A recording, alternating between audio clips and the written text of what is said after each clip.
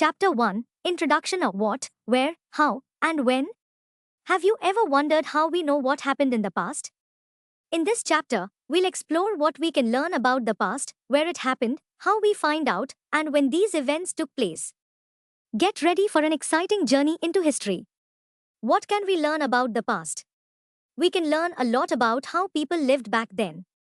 For example, what they ate. Did they eat rice, fruits, or meat? How did they cook their food? What they wore. Were their clothes made of cotton or wool? How did they make these clothes?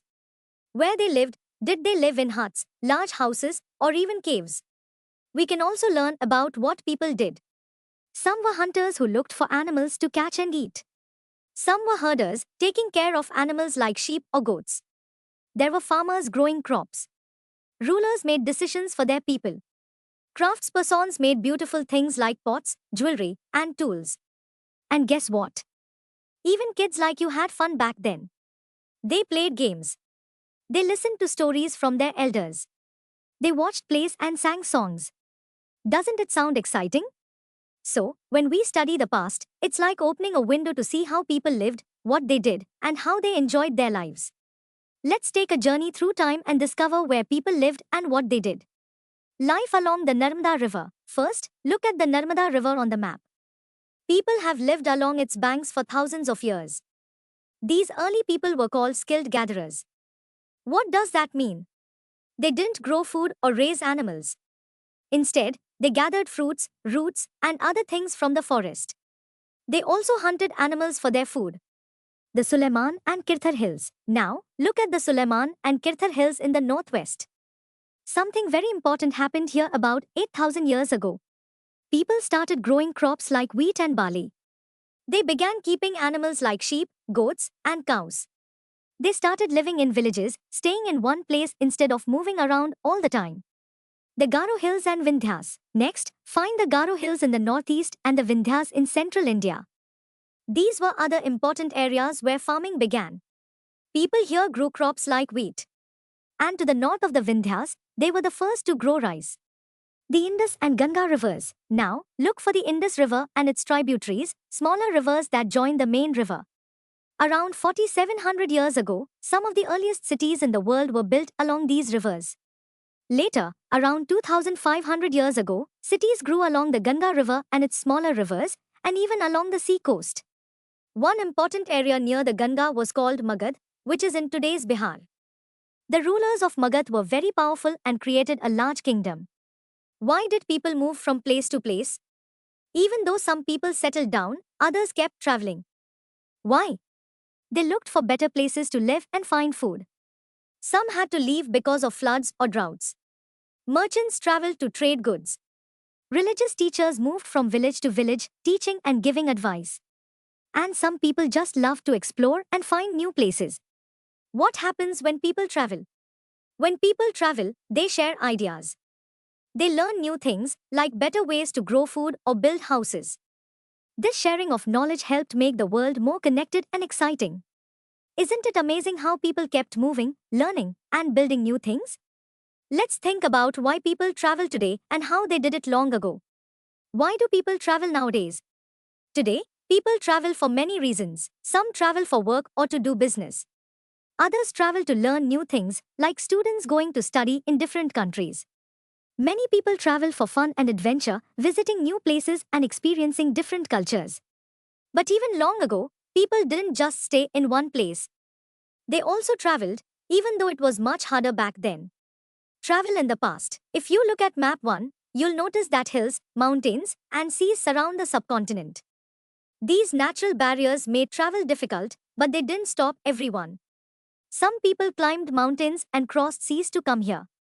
Others left the subcontinent and brought new ideas back when they returned. Why did people travel in the past? When people moved, they brought new ideas with them, new skills. They taught others how to carve stone or make better tools. Music, they shared songs and instruments. Food, they showed new ways to cook or grow food. This exchange of ideas helped create the rich cultural traditions we still see today. What's in a name? Have you ever wondered why our country is called India and Bharat? Let me tell you the story. India, the name comes from the Indus River, which is called Sindhu in Sanskrit. About 2500 years ago, people from places like Iran and Greece came through the northwest. They called the river Hindos or Indos and the land around it India. Bharat. The name Bharat comes from a group of people who lived in the northwest long ago.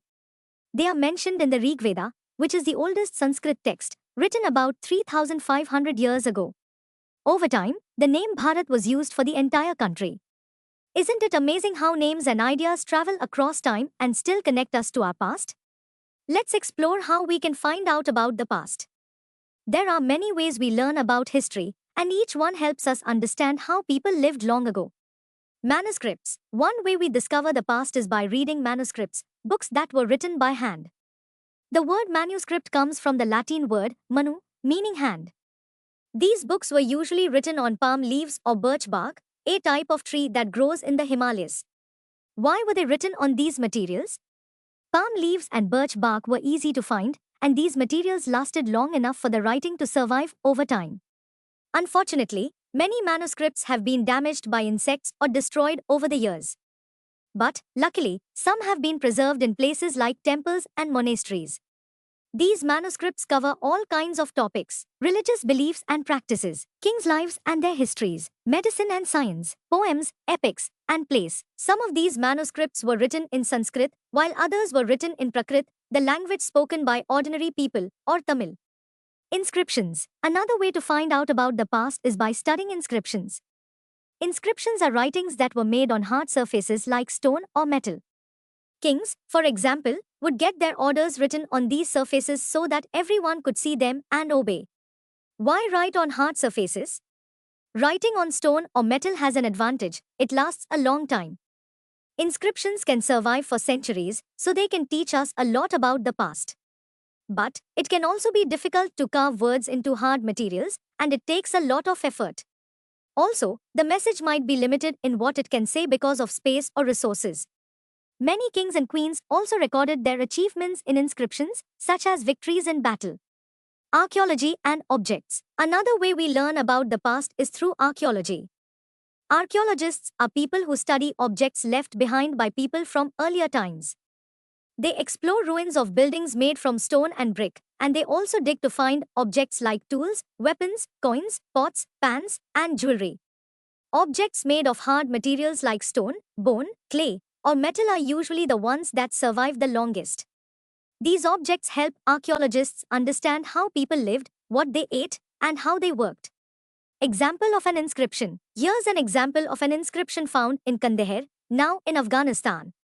This inscription dates back to about 2250 years ago and was written by the ruler Ashoka.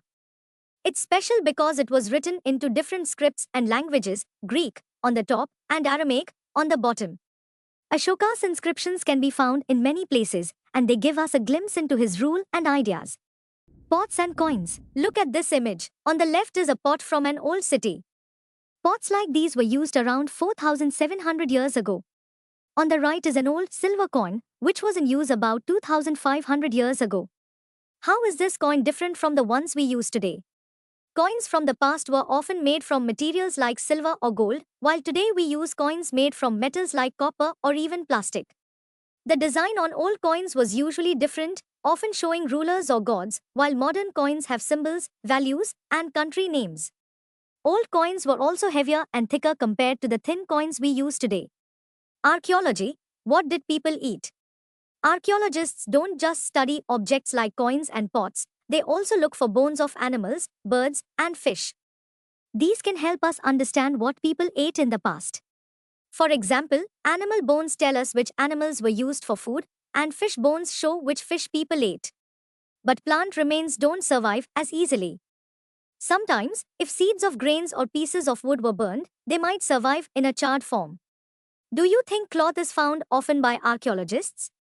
Cloth, unfortunately, doesn't survive as long as materials like stone or metal, so it's rarely found by archaeologists.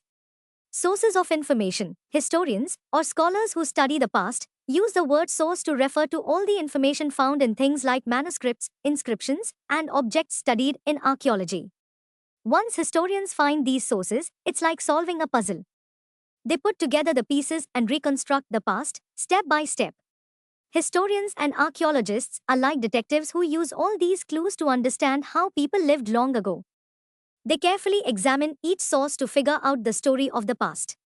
Isn't it fascinating how all these sources come together to reveal the rich history of our world? One past or many? Did you notice the title of this book, Our Pasts? The word pasts is used in the plural to show that the past was different for different groups of people. For example, the lives of herders and farmers were different from those of kings and queens. The lives of merchants were different from those of craftspersons. Just like today, people in different parts of the country follow different practices and customs. For example, in the Andaman Islands, most people still get their food by fishing, hunting, and collecting forest produce. But in cities, most people depend on others to supply their food. These differences existed in the past as well. Differences in the past. There's another difference we need to consider. We know a lot about kings and the battles they fought because they kept records of their victories. However, ordinary people like hunters, fishermen, farmers, and herders did not keep records of their lives. While archaeology helps us learn about these ordinary people, there is still much we don't know about their daily lives. What do dates mean? When someone asks for the date today, we usually say the day, month, and year, such as 2024. But have you ever wondered how we count years? The years we use are based on the birth of Jesus Christ, who founded Christianity.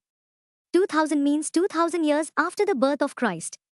Years before Christ are counted backwards and usually have BC, before Christ, written with the date. For example, 500 BC means 500 years before the birth of Christ. In this book, we'll use 2000 as the starting point when talking about dates. Other ways to write dates. You may sometimes see AD before dates.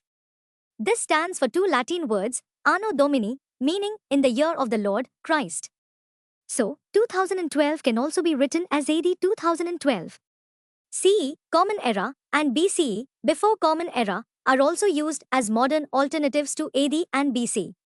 These terms are used worldwide since the Christian era is now followed in most countries, including India, where this form of dating began about 200 years ago.